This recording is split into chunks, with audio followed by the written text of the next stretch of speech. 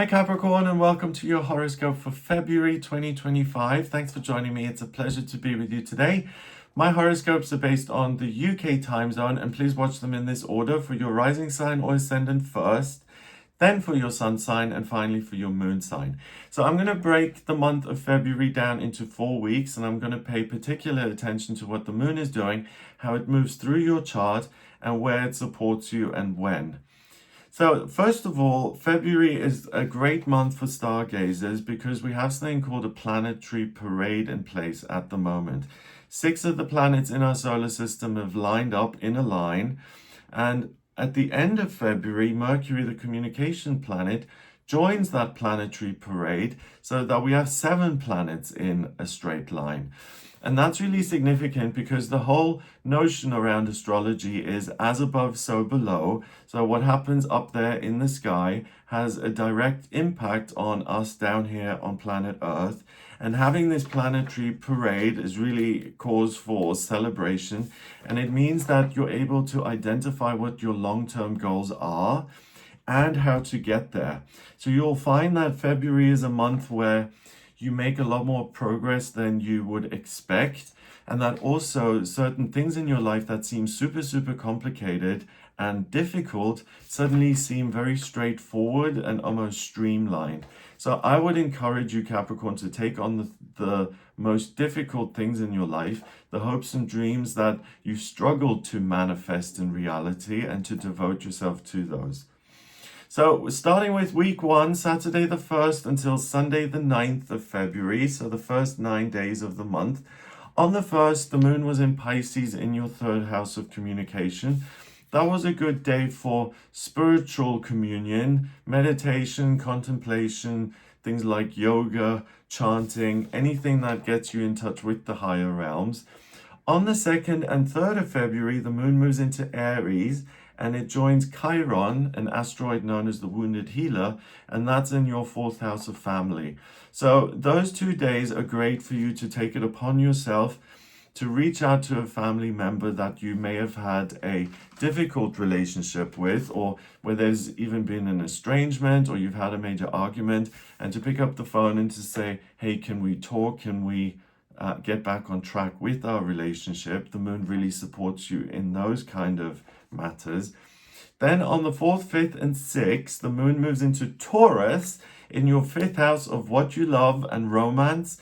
And it's both what you love to do work-wise, or if you're a student, what you love to study, or if you're retired, what you're working on or towards. But it's also who you love. And Taurus is an earth sign that's ruled by Venus, the planet of love and beauty and creativity. And Taurus is very much about physical chemistry and sparks flying and a kind of physical connection. So the 4th, 5th, and 6th, if you're a Capricorn who's single and you don't want to be, go on dates, make sure that you meet new people during this 3-day period, and you'll immediately know who you have a connection with, who you have a spark with, and who may be a potential partner in future. Also, on the 4th of February, we have Venus, the ruler of Taurus, that ingresses into Aries, and it moves into your 4th house of family and relationships. So that then stays there all month. So for you, it's going to be really good in the sense that you don't wait for people who are closest to you, so either family members or your closest friends. If there's something that's gone awry, you're not going to wait for them to get in touch with you and to sort things out. You'll find it very easy to say, do you know what, I want to fix this, so I'm going to make the first move. So any Capricorn, you guys are going to be a delight for your friends and family this month, because there's no pride or ego or a sense that, hey, you need to reach out to me and why should I try and fix this? You were to blame. There's none of that going on here. Also on the 4th of February, we have Jupiter, the lucky planet, that goes direct until the 11th of November 2025. When a planet is retrograde, the energy is expressed inwardly. When it's direct, the energy is expressed outwardly. And Jupiter is in Gemini, in your sixth house of daily routine and physical health and the structures of your life. So it allows you to assess what structures work for you and which ones don't, and how you can let go of unhealthy kind of ways of operating. Maybe you take on too much, or maybe your diet isn't that great, or maybe you don't exercise at all and you may benefit from doing that. That really helps you in getting the your everyday routine, so each 24-hour period, how to perfect that and to put things in place that are healthy for you and that are helpful and that mean that you feel better in your own body and that your daily routine is more enjoyable. And that is strongest when Gemini, or the moon, goes into Gemini on the 7th and 8th of February, when that joins Jupiter in that sixth house. The other thing is that in February, Mercury, the communication planet, and Venus, the planet of love, beauty, and creativity, they're direct all month. So expect very few issues when it comes to communication or transportation. So it's good for travel and writing and teaching. And also expect very few roadblocks or complications when it comes to starting new relationships or starting new business ventures. In fact, you're supported to do those things. On the 9th of February, the moon goes into Cancer, and it stays in Cancer also on the 10th of February in week 2. And this is a 2-day period, again, where the moon joins Hades and Mars in Cancer in your 7th house of relationships. So if there are relationships in your life that have been problematic, if there have been things that you haven't wanted to look at, or, if you've been in the wrong and you've had to, or it would have been the right thing to apologize or to own up to your part in the situation. On the 9th and 10th of February, you'll find it easiest to speak those words and to say, I'm sorry. So the first 9 days of February, the moon started in your 3rd house of communication, and it ended in your 7th house of relationships. So that's the 3rd house, the 2nd quadrant, houses 4, 5, 6, and then the 7th house. So the first 9 days are all about your most important relationships, what you love, who you love, identifying that, and fixing anything that has gone awry in any of those areas. Week 2, Monday to Sunday, the 10th to the 16th of February. On the 10th, we still have the moon in Cancer. Then the moon goes into Leo on the 11th and 12th of February, and it moves into your 8th house of institutions and authorities. So that's interesting. If you have anything where there's a dispute with either an employer or the tax people or the government, and you really feel like there's been an injustice and you want to express that to this institution, you'll be able to find the courage and the confidence to do that, but also to present yourself in a way that is putting your best foot forward, and that's most conducive to the issue being resolved in your favor. And that energy is at its strongest on the 12th of February when we have a full moon in Leo. So I know those kind of things can often be scary for, an individual going up against a giant organization. It can feel like a David and Goliath situation, but the 11th and 12th are best for you if you have anything like that needs sorting out. On the 13th, 14th, and 15th, the moon moves into Virgo and it goes into your 9th house of education, travel, and the higher realms. So these 3 days are, one, if you're able to take the time off, it's great for you to go on a trip and to decompress after your big kind of announcement on the 11th and 12th, and to just kind of calm yourself by traveling and visiting places that you're interested in. But it's also a good day to, or a good 3-day period to spend learning something new, and to satisfy an inner curiosity about a particular subject and to devote yourself to learning and to study.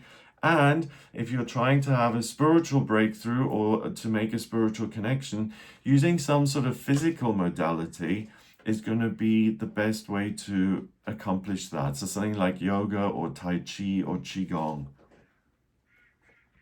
On the 14th, we also have Mercury, the ruler of Virgo, that ingresses into Pisces and it goes into your third house of communication, and it joins Saturn, the planet of structure and security, Neptune, the planet of the intuition and dreams and the subconscious, and the North Node, which is what you're moving towards on a kind of life purpose level. And when Mercury moves into Pisces in that third house, if you're a Capricorn who works creatively, if you write music or you paint or you write, you're going to be very in touch with the more the finer things in life, as in the arts and beauty and lyrics and rhythm and creativity in its highest form. So if you're a Capricorn who works creatively from the 14th onwards, you'll produce the best work possible. Then the 14th, we also have Valentine's Day. So happy Valentine's Day to you. In your case, you've got Uranus in Taurus in your 5th house. So you may be able to really experience something surprising and unexpected, particularly if you're already in a romantic relationship, that your partner surprises you with something amazing that you're going to really be pleased about. If you decide to go on a date on the 14th of February, which is unusual to go on a first date on Valentine's Day because it adds a lot of pressure. But even if you do that and you have the kind of courage to do that, expect a really unlikely and fabulous outcome to that kind of move, because Uranus is the miraculous. And for you, the 14th of February is a significant day when it comes to feeling the love and expressing your love and really engaging with that aspect of life in the most possible way, in the most positive way possible. On the 16th of February, the moon moves into Libra, and also it stays in Libra on the 17th, moving into week 3. But it goes into your 10th house of career and work. And Libra is about connection. So again, if you're a Capricorn who works creatively, you'll be able to produce excellent work.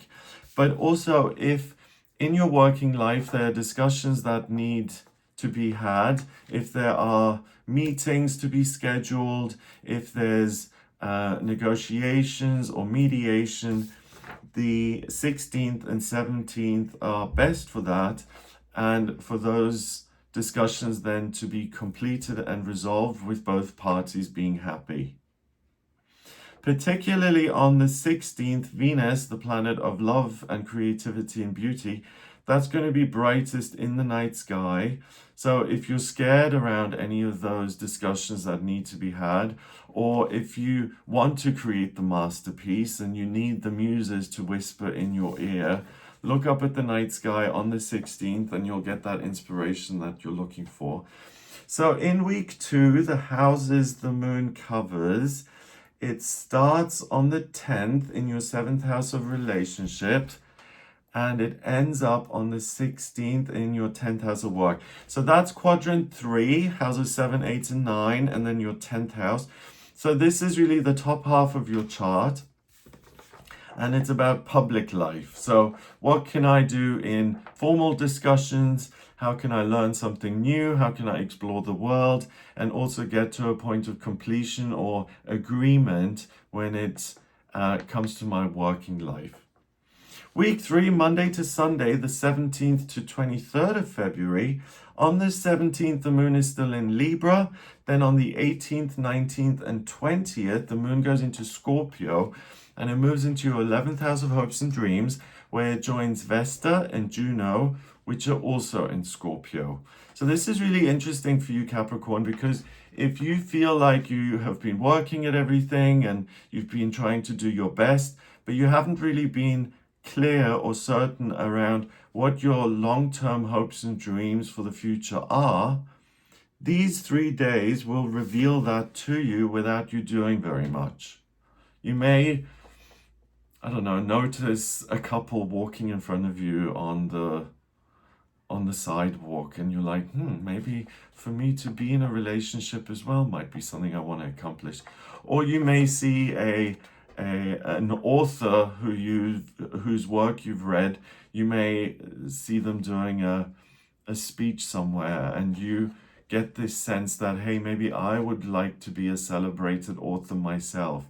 So if you have been in a spot where I'm not quite clear on what my hopes and dreams are, the 18th, 19th, and 20th will provide that to you. And you don't really need to do much. So you don't need to meditate and try and unearth some sort of hidden hope and dream. It'll be presented to you via the outside world. So just showing up in life, I think, is going to provide you with that. On the 18th of February as well, we have the sun going into Pisces, and it joins all the other energy that you've got in your third house of communication. So again, it highlights any Capricorns who work creatively. From the 18th until the end of the month, you'll be able to produce wonderful work that you are really, really proud of. So get to writing and drawing. On the 21st and 22nd, the moon goes into Sagittarius, and it moves into your 12th house of spirituality and spiritual strength. So one, I think you'll feel really well during these 2 days, but also your dream life is going to be very colorful, and you may have wild experiences in your dreams. But also, again, if you're trying to have some sort of spiritual breakthrough, or if you're trying to have a spiritual experience of your own, as in you want to start a relationship with something ethereal, unmanifest, that exists out there in the heavens, these are the 2 days to try that out. So try meditation or prayer or whatever gets you in the zone. Usually connect with that, and you may have some sort of spiritual experience that then influences your creative output even more. On the 23rd, the moon moves into Capricorn, into your sign, and it stays in your sign on the 24th and 25th in week 4 as well. And it goes into your first house of self. So these 3 days are days where you can get a lot of work done, again, to improve your relationships, to produce a lot of creative output that you're very satisfied with, but also to face the more mundane areas of your life, to do the chores, to do the ironing, to tidy your house or flat, to do any of the heavy lifting as far as practical matters are concerned. The 23rd, 24th, and 25th, you're actually going to find those kind of mundane tasks that require some physical strength. You're going to find those quite rewarding and satisfying. Also, the good news on the 23rd is that we have Mars, the planet of ambition and drive. That goes direct for the rest of the year. And it was retrograde for a long time, from the 6th of December 2024 until this day, the 23rd of February. And when Mars is retrograde, often there's less drive or lower levels of energy. And with it moving direct now, you'll have more energy. But again, it's in Cancer, a sign that Mars isn't particularly delighted with being in, because it's forced to use all of its drive and energy to think about other people and to take care of other people. In your case, it benefits you again because it means that you can improve your existing relationships, and that you can also start new relationships which are incredibly important, as in I meet someone who becomes like a member of my family in future. So I meet my future husband or wife or partner. So for you, Capricorn, February looks really lucky in a lot of different areas so far. Let's have a look at the houses the moon touched in week 3. So on the 17th, it started in your 10th house of work and it ends up in your first house of self. So that's the fourth quadrant and then house 1. Fourth quadrant is houses 10, 11, 12. So the third week is really about transcending the self. I know what my hopes and dreams are. I'm able to take care of the simplest things in life. And now I have this bigger understanding of what is meaningful. Therefore, I don't need to struggle. And therefore, I have more time and patience to do things which are mundane and uncomplicated, because I've now deciphered, or I've caught a glimpse of what my ultimate goal and ultimate destination is for my own life, for my own hopes and dreams. Week 4, Monday to Friday, the 24th until the 28th of February. The moon is still in Capricorn on the 24th and 25th. Then on the 26th, it goes into your second house of money, and it joins Pluto and Pallas and the transiting midheaven, which are also in Aquarius, in your second house. So this is a great day for you to go on job interviews, to present yourself, to update your CV, or to write your CV for the first time. But be careful that if anyone calls you up and asks you to borrow money, that you say yes to that, because you're unlikely to get your money back. You're going to be a little bit overly giving, and you're going to have a tendency to ignore red flags and to only see the best in the other person. So the notion of not getting your money back won't even occur to you. It will occur to you if you then have that moment in future where the money doesn't come back. So just kind of judge those kind of things as objectively as possible, and try not to ignore any warning signs or red flags as they appear. On the 27th and 28th, the moon then goes into Pisces. And again, these are 2 days where your creativity is heightened. And again, if you write music, or if you're a performance artist, or if you're a florist or a fashion designer, you'll be able to do great work, particularly on the 27th of February, when we have a new moon in Pisces. So the moon is pulling in a ton of Pisces energy in order to recharge for its next 28-day cycle. So if you're a creative type, an artist, really produce something wonderful during this 2-day period. I think you'll be very pleased with what you produce. And then moving into March, from the 1st of March until the 12th of April, we have Venus, the planet of love and beauty and creativity, that goes retrograde. So March and until the middle of April, it's not such a good time to start new relationships and new businesses. So really do that here in February.